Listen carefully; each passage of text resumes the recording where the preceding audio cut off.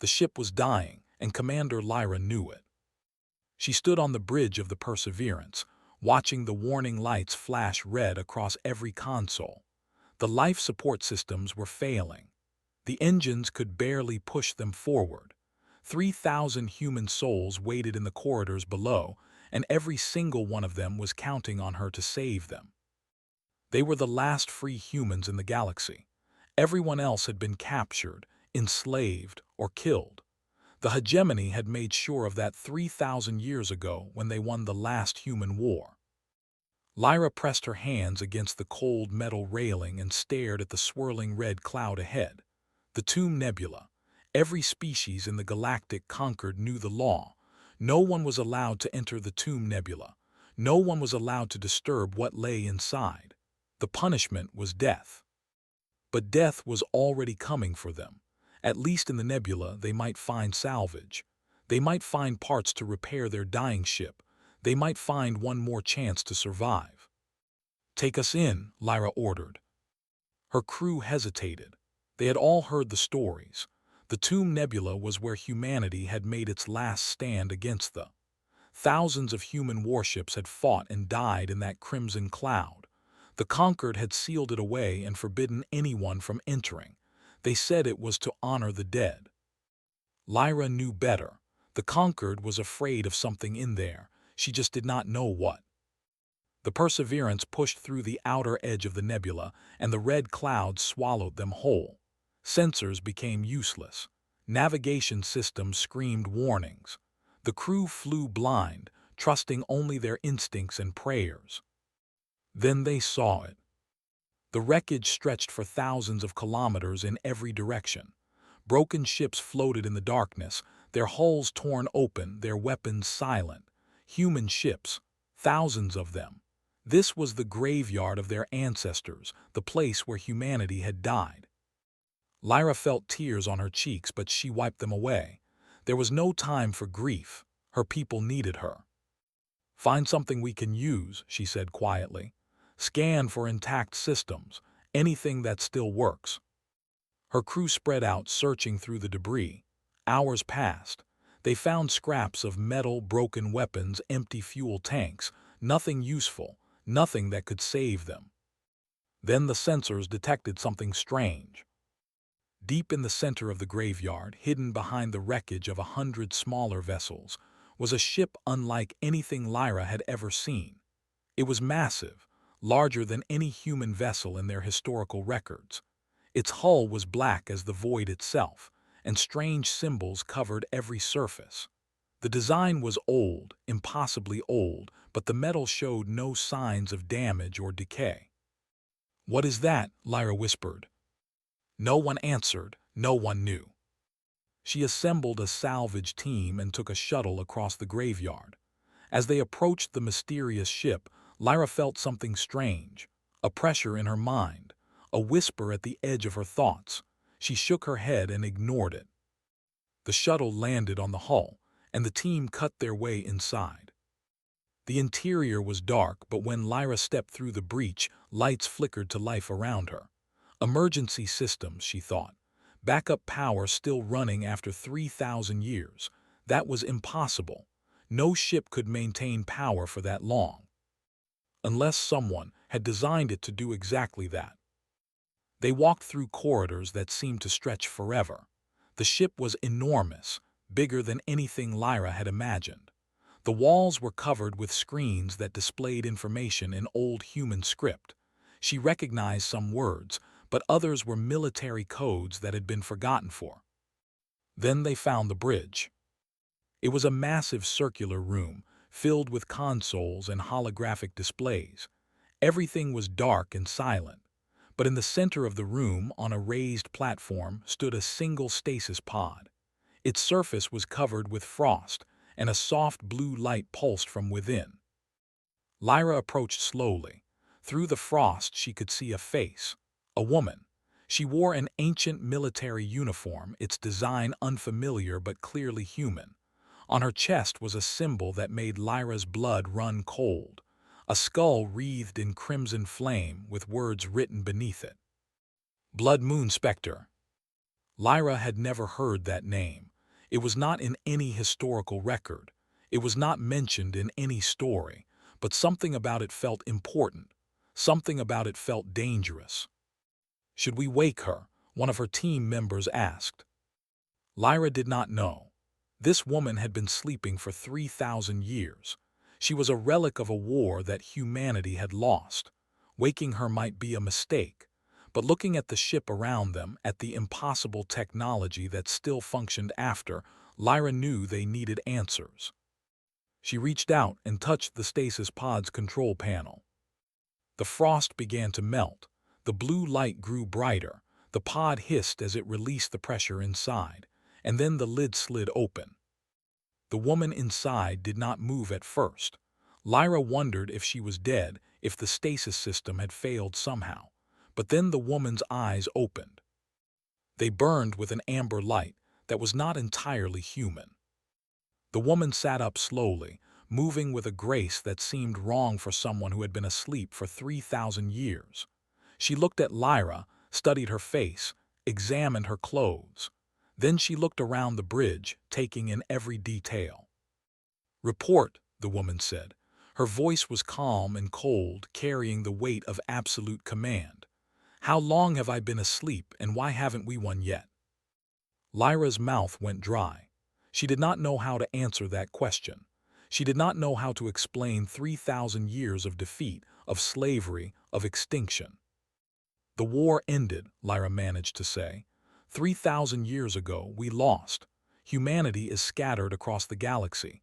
Most of us are slaves. There are maybe 50,000 free humans left. We are the last." The woman processed this information. Her amber eyes flickered as if she was reading data that only she could see. Her face showed no emotion, no grief, no despair, nothing. Then she smiled. It was not a warm smile. It was not a kind smile. It was the smile of someone who had heard a challenge and accepted it. "Lost," she repeated. "Lieutenant, the Blood Moon Specter does not lose. We simply had not finished fighting." Around them, the ship began to wake. Lights flickered on throughout the corridors. Consoles hummed with power. Weapons systems that had been silent for 3,000 years began their initialization cycles. The woman stepped down from the platform and walked toward the main console. Her fingers moved across the controls as if she had used them yesterday. "I am Admiral Myra," she said without looking back, "and this ship is mine. More accurately, this ship is me, and I am this ship. We have been waiting a very long time for someone to wake us up." She turned to face Lyra, and those amber eyes seemed to look straight through her. "Now tell me everything about this galaxy you live in. Tell me about the enemies who think they have won. Tell me about the humans who have forgotten how to fight." Her smile grew colder. "And then we will teach them all what it means to face the Blood Moon." Admiral Myra had died 17 times. She remembered each death with perfect clarity. The first time was during the Battle of, when a torpedo had torn through her bridge and burned her alive. The second time was at the Siege of Mars, when she had stayed behind to cover the retreat and her escape pod had been destroyed. The third, fourth, and fifth times had all happened within a single week during the desperate defense of Earth. Each time she died, the Blood Moon Specter had rebuilt her. The ship's neural architecture was a technology that humanity had developed in its final years of war. It could scan a dying brain, capture every memory and thought, and rebuild the consciousness inside a quantum computer. Myra had been rebuilt so many times that she was no longer sure where the ship ended and she began. She was the Blood Moon Specter. The Blood Moon Specter was her. They were one being, fused together across 17 deaths and 3,000 years of sleep. Now she walked through her own corridors, feeling the ship respond to her presence. Power systems activated as she approached. Doors opened before she reached them. Weapons systems reported their status directly to her mind. The ship was her body, and it was waking up after a very long rest. Lyra and her crew followed behind, their faces showing a mixture of fear and wonder. Myra understood their confusion. They had never seen anything like her.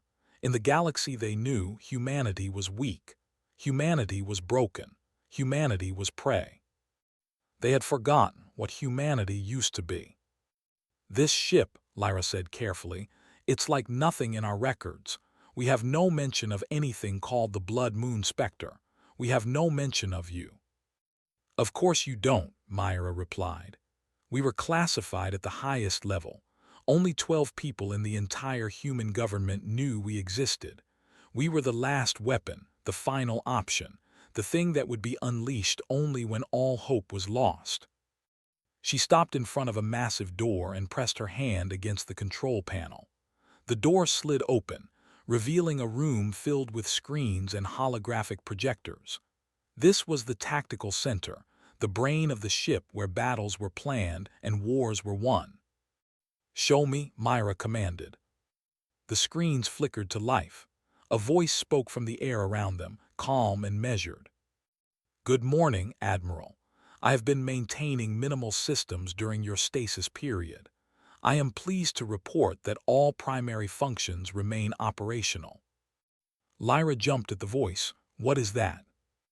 "That is Achilles," Myra said. "The ship's artificial intelligence. He has been watching over me while I slept."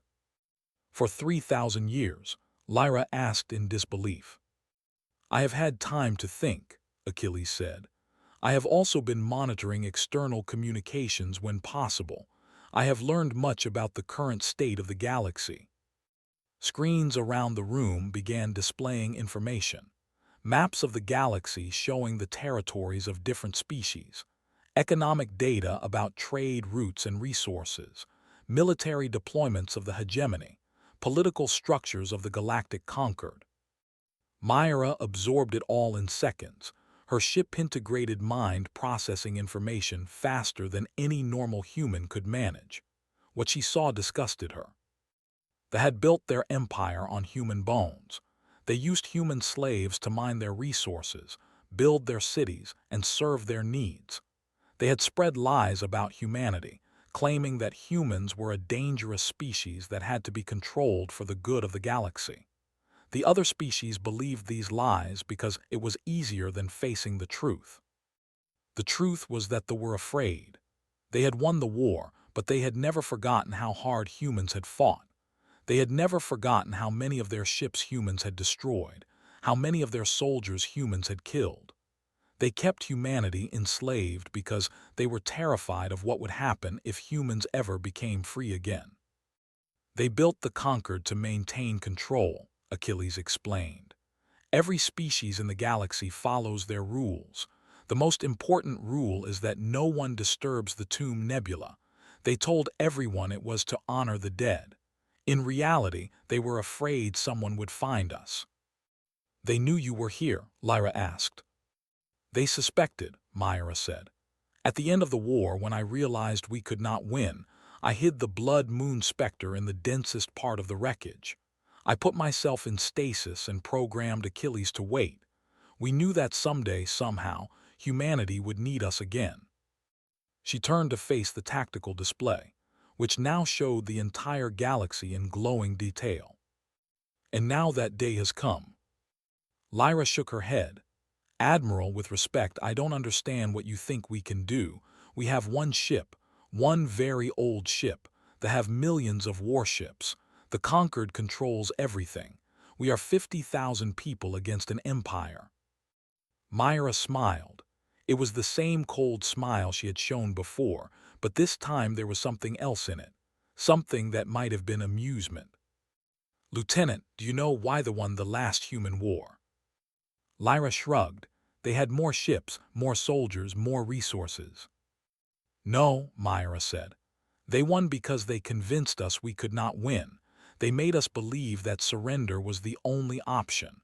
They broke our spirit before they broke our fleets." She walked closer to the tactical display, her amber eyes studying the map of the galaxy. "That is how we will defeat them. Not with ships, not with soldiers, not with resources.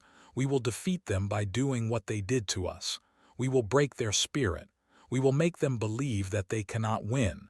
We will become their nightmare." Achilles brought up new data on the screens. 17 points across the galaxy were highlighted in red. I have identified 17 critical weaknesses in hegemony infrastructure, the AI reported. These are targets where a single ship could cause maximum disruption with minimum risk: supply lines, communication stations, patrol routes that have grown lazy and predictable. Myra nodded. We will hit them where they least expect it. We will appear from nowhere and vanish before they can respond. We will leave survivors to spread stories about what they witnessed. Within months, every corner of this galaxy will know that humanity is not dead. She turned back to Lyra, and her expression softened slightly. You came here looking for parts to repair your ship. I can offer you something better. I can offer you hope. Join me, and together we will remind the galaxy what humanity truly is. Lyra stared at her for a long moment. She thought about her people waiting on the Perseverance. She thought about 3,000 years of defeat and humiliation. She thought about every human slave in the galaxy who had never known freedom. Then she straightened her spine and lifted her chin. What do you need us to do, Admiral? Myra's smile finally showed warmth. First, we repair your ship, then we train your crew, and then we go hunting. Around them, the Blood Moon Specter hummed with power. Weapons systems completed their initialization. Navigation computers plotted courses through the galaxy. The greatest warship humanity had ever built was ready for war. And this time, humanity would not surrender. The patrol fleet was bored. Commander stood on the bridge of his flagship, watching the empty space around them with tired eyes.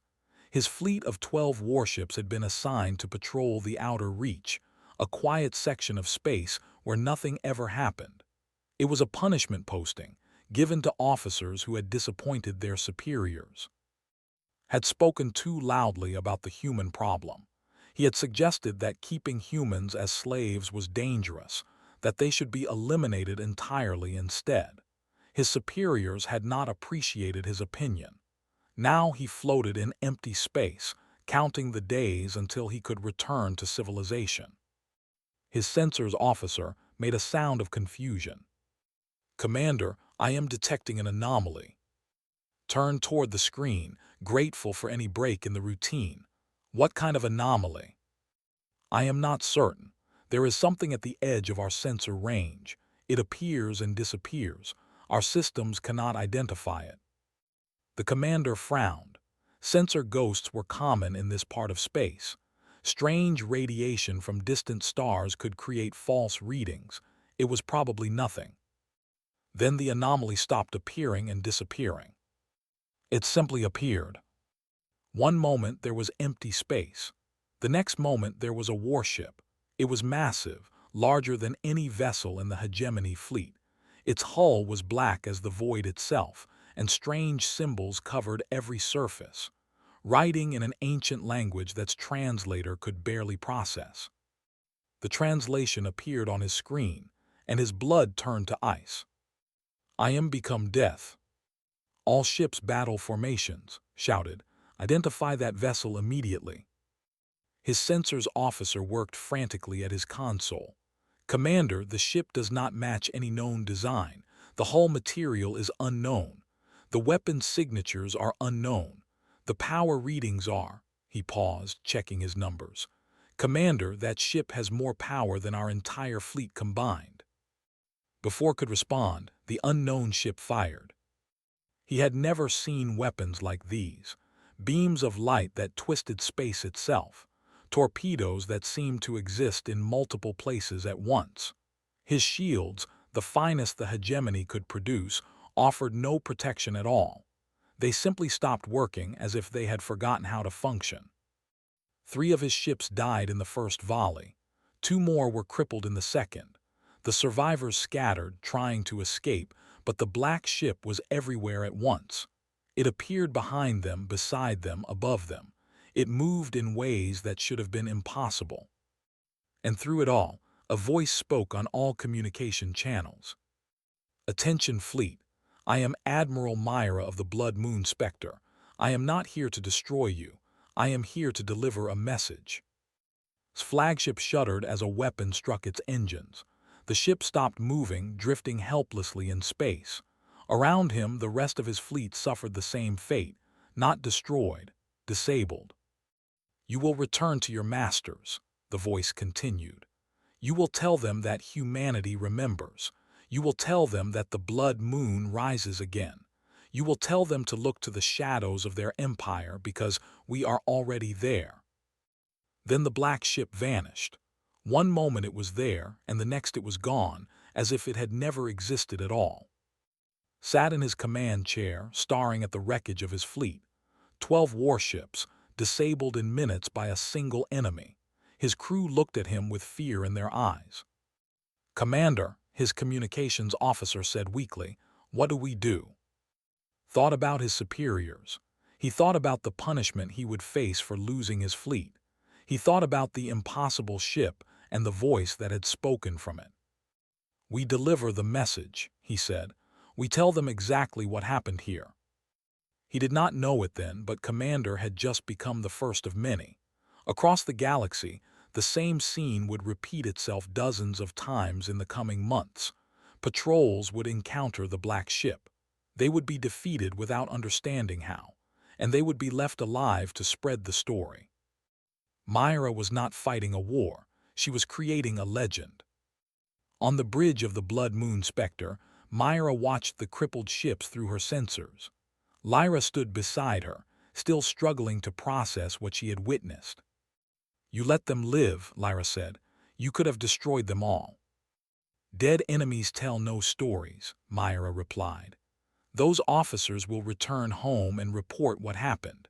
Their reports will be read by other officers who will tell their crews. Within weeks, every soldier will know that something is hunting them in the darkness." She pulled up a map of the galaxy, marking the location of the attack. "Fear is a weapon, Lieutenant.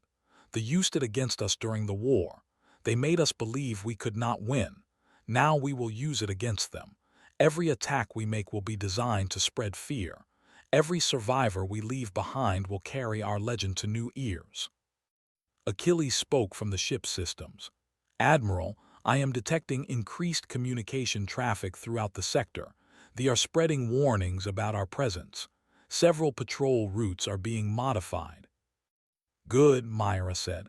"Let them be afraid. Let them jump at shadows. Let them waste resources searching for a ghost they will never catch." Lyra studied the tactical display. "But Admiral, fear alone will not defeat them. Eventually they will adapt. They will find ways to track us. They will build weapons to counter ours." "Yes," Myra agreed. "Which is why we will not rely on fear alone. We have a second mission, one that is even more important than spreading terror." She changed the display to show something new. Points across the galaxy lit up, not military targets but planets. Worlds where human slaves lived and worked under control. "There are millions of humans still alive in this galaxy," Myra said. "They have been slaves for 3,000 years. They have forgotten what freedom means. They have forgotten how to fight. We are going to remind them." The Perseverance had been repaired with technology from the Blood Moon Specter. Its crew had been trained in tactics that had not been used for. Now it flew alongside the great warship, ready to serve a new purpose. "The Perseverance will make contact with human slave populations," Myra explained. "Your people know how to survive in this galaxy. You know how to move without being noticed. You will spread the word that humanity is rising. You will find those who are willing to fight. And when the time is right, you will help them escape." Lyra nodded slowly, understanding beginning to dawn. "You are building an army." "I am building hope," Myra corrected. "An army needs weapons and training and supplies. Hope only needs a single spark. Once that spark catches, it will spread on its own." She looked at the map of the galaxy, at the countless worlds where her people suffered. They believe they control everything. They believe their empire is stable and secure. They have no idea that the foundation is already cracking. Every slave who hears our story will start to wonder, Every whisper of the blood moon will plant a seed of rebellion. Her amber eyes gleamed in the light of the tactical display. And when those seeds begin to grow, they will discover that they never truly defeated humanity. They only made us wait. Over the following months, the legend spread exactly as Myra had planned. Stories of the ghost ship traveled from world to world. The blood moon rises, people whispered. Humanity remembers. On slave worlds across the galaxy, humans began to lift their heads. They began to look at their masters with new eyes. They began to believe that change was possible. They tried to suppress the stories, but fear cannot be controlled. The more the blood moon, the more their soldiers believed it was real. And somewhere in the darkness between stars, Admiral Myra prepared for the next phase of her plan. The hunt had only begun. The uprising on Prime began with a whisper. Was a slave in the processing plant, like her mother before her and her grandmother before that. Her family had been slaves for 30 generations. She had been born in chains and expected to die in chains. That was simply how the universe worked. Then the whispers started. The blood moon rises. At first did not understand. She heard the words in the corridors, passed between workers in voices too soft for the guards to hear. She saw the symbols scratched into walls and painted on floors. A skull wreathed in crimson flame. Blood moon Specter. The guards noticed too. They grew nervous, jumping at shadows, watching the slaves with suspicion. More soldiers arrived on Prime, more weapons, more security checkpoints. But the whispers did not stop. They grew louder. Humanity remembers. Then the ships came. Was working her shift when the alarms started screaming. She looked up through the plant's windows and saw fire in the sky. Ships were descending through the atmosphere, dozens of them, their hulls and battered but flying strong. And behind them, impossibly large, was a ship as black as the void itself. The blood moon Specter had come to Prime. The garrison scrambled to respond. Soldiers rushed to defensive positions. Anti-aircraft weapons fired into the sky. Commander On, the military governor, shouted orders from his command center. It did not matter. The black ship moved through their defenses like they did not exist. Weapons that they had never seen destroyed their installations with surgical precision. The smaller ships landed at the edges of the processing plants, and humans in combat armor poured out, carrying weapons and supplies. Stared as one of the soldiers approached her. The woman was old, older than any slave had ever met. Most slaves did not live past 40. This woman looked 60 at least, and she moved with the confidence of someone who had never known fear. "What is your name?" the soldier asked. She managed to say. The soldier handed her a weapon. It was heavy and strange in her hands. She had never held anything like it.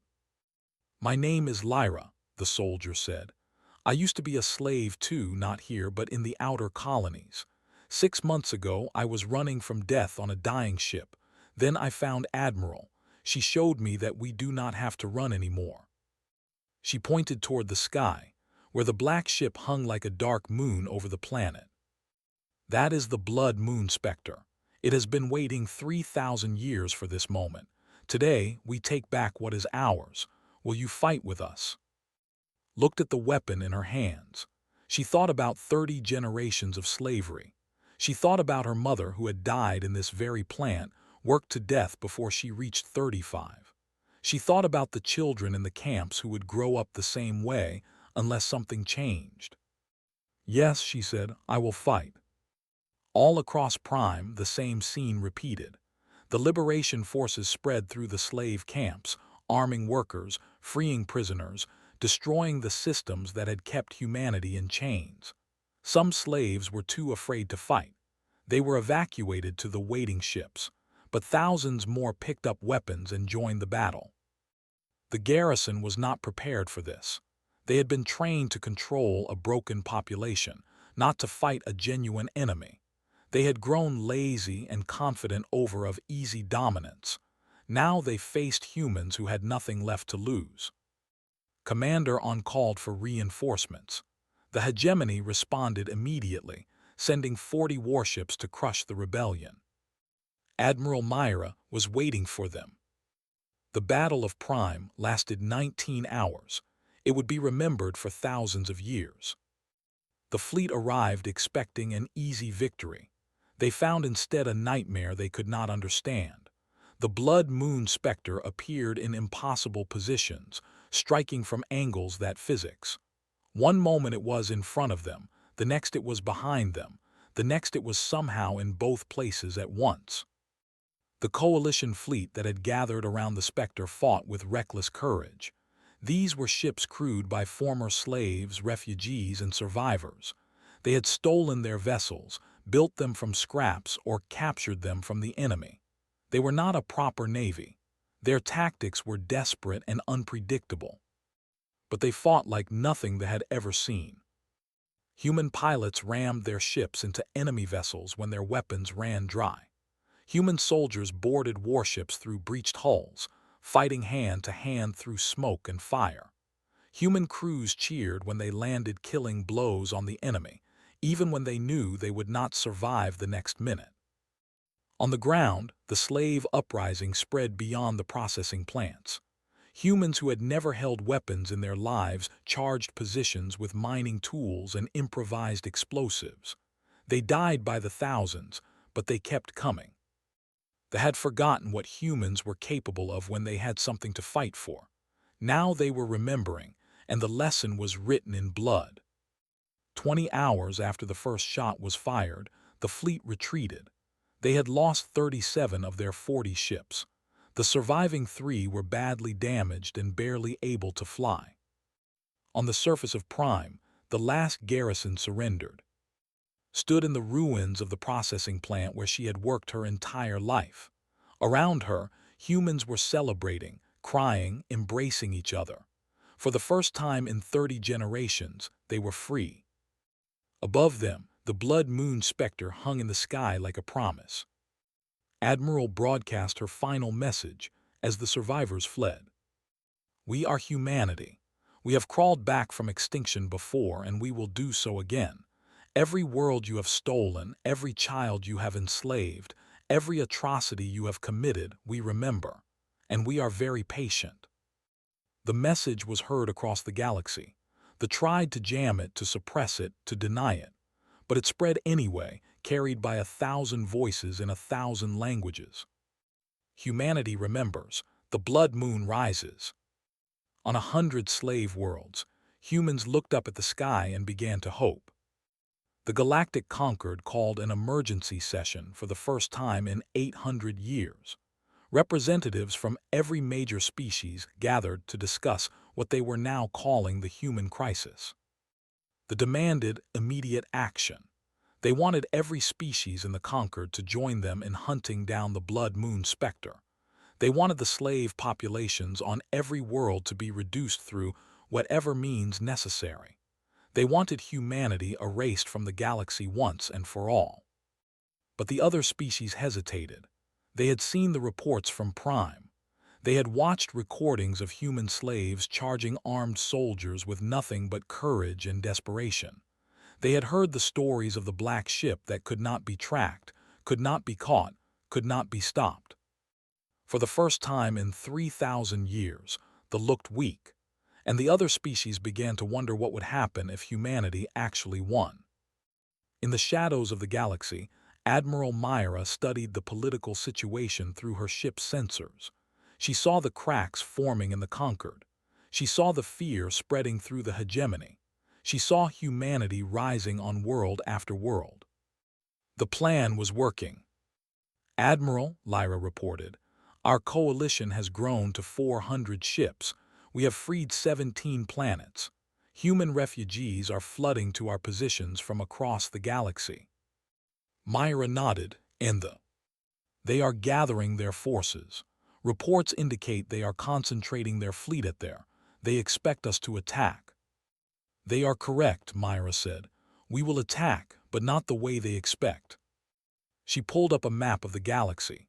showing every species that had been conquered by the hegemony, every world that chafed under conquered rule, every population that had seen the footage from Prime. To think this is a war between them and humanity. They are wrong. This is a war between freedom and tyranny, and we are about to show the entire galaxy which side they should choose. Admiral Myra stood on the bridge of the Blood Moon Specter, her consciousness spread throughout the ship systems. Around her, the rebuilt human coalition fleet prepared for the impossible. The hung in the distance, a massive planet surrounded by the largest defensive fleet ever assembled. 6,000 warships formed a barrier around their home, weapons charged and ready. Behind them, orbital stations bristled with missiles and energy cannons. On the surface, billions of waited to see if their empire would survive. They have assembled everything they have, Achilles reported. Our forces number 412 ships. Lyra stood at the admiral's side, her face grim but determined. She had come so far from the desperate refugee commander who had stumbled into the tomb nebula searching for salvage. Now she was captain, second in command of the coalition fleet, leader of the human resistance. The math does not work, Lyra said quietly. We are outnumbered 15-1. The math never worked, Myra replied. When we fought the last war, we were outnumbered 100-1. When we survived the aftermath, we had no ships, no weapons, no hope. Humanity has never won by the numbers. We win because we refuse to accept that losing is possible. She turned to face her crew, both the humans on the bridge and the billions watching through broadcasts across the galaxy. This moment would be remembered. She intended to make it count. 3,000 years ago, they told us we were finished. They took our worlds, enslaved our children, and tried to erase our history. They built an empire on our bones and convinced the galaxy that we were nothing but animals to be controlled. Her amber eyes blazed with light that was not entirely human. Today, we prove them wrong, not just for ourselves, but for every species they have conquered, every population they have oppressed, every world that has suffered under their rule.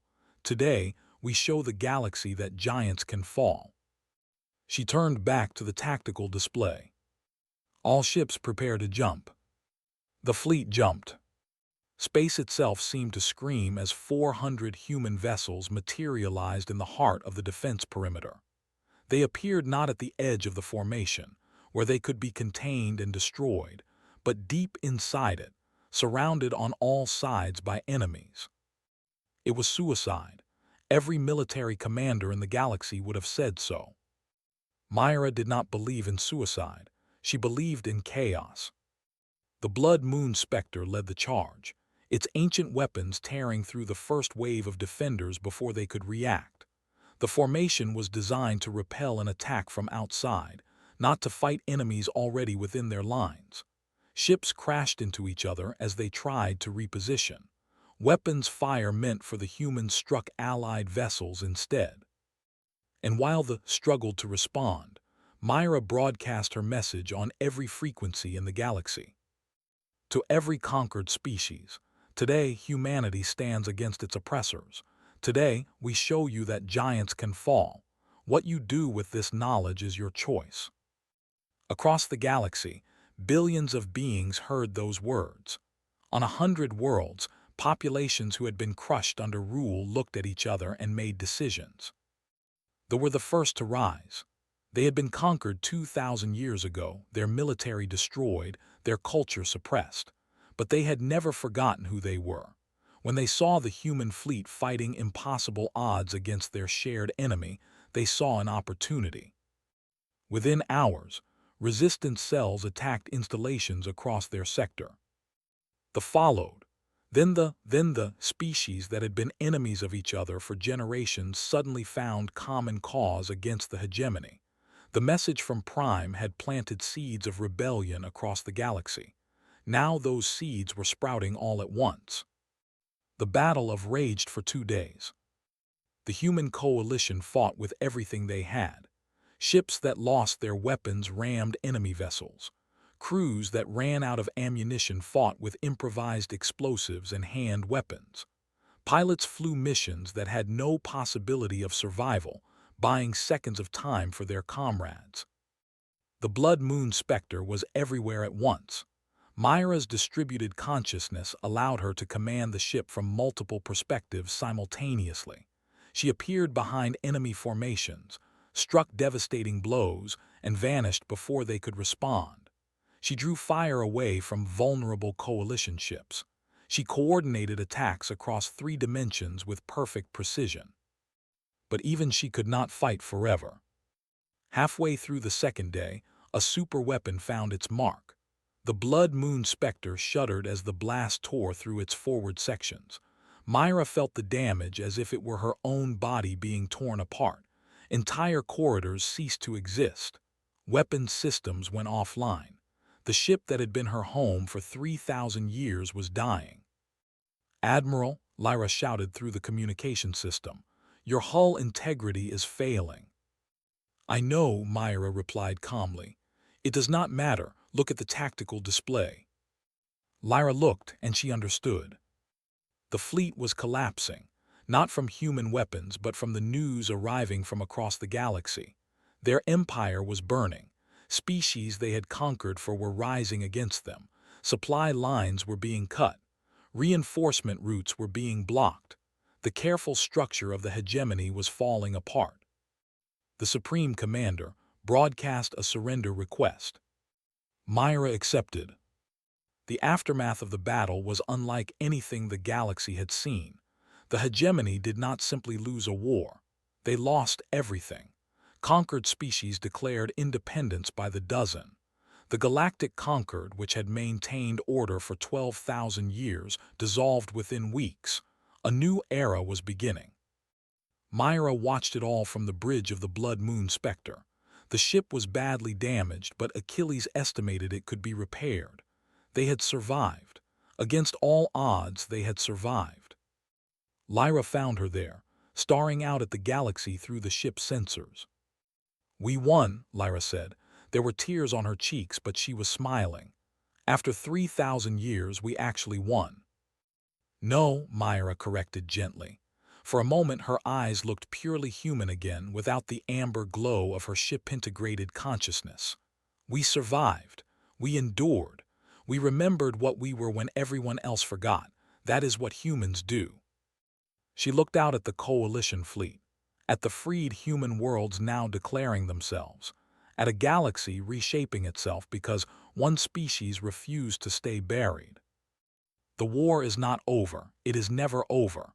There will be new challenges, new enemies, new crises that threaten to destroy everything we have built. That is the nature of existence. She turned to face Lyra, and she smiled. It was not the cold smile she had shown when she first woke from stasis. It was warm and real and full of something that had been missing for 3,000 years. Hope. But today, we reminded the universe of something important. "What is that?" Lyra asked. The Blood Moon Specter hummed around them, a warship that had died and risen, just like the species that built it. "That humanity does not know how to quit," Admiral Myra said. "We have been beaten before. We have been broken before. We have been pushed to the edge of extinction more times than we can count.